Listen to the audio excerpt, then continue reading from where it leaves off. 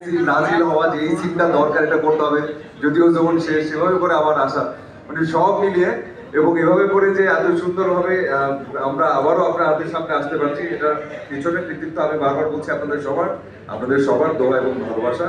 Please এভাবে আমাদেরকে ধরে রাখবেন, পাশে থাকবেন।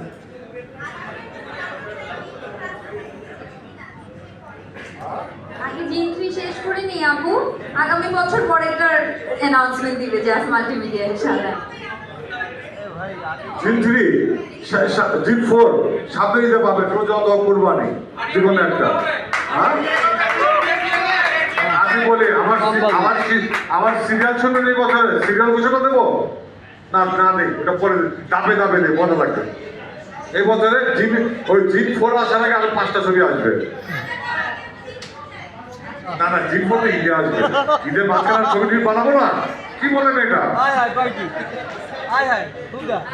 জাস মাল্টিমিডিয়া আবারও জোরে সোরে সিনেমায় নেমেছে, এটা আপনাদের সকলের সহযোগিতা কিন্তু লাগবে, শুধু জিনের জন্য না, জিনের পরে যতগুলো সিনেমা হলে সবগুলোর জন্য।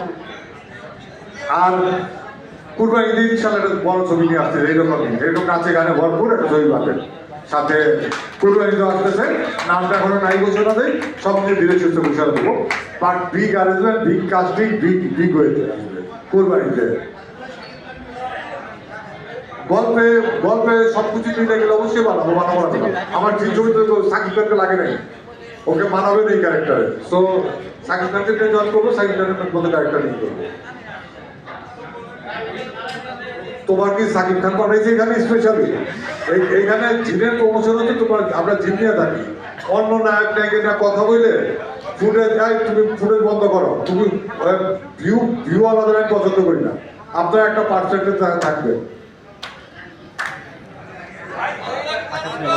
আচ্ছা, আরেকটা হলো ইফতারের টাইম হয়ে গেছে, আমরা কি গান করবো? একবার গান দেখবেন না ইফতার দিন যাবো?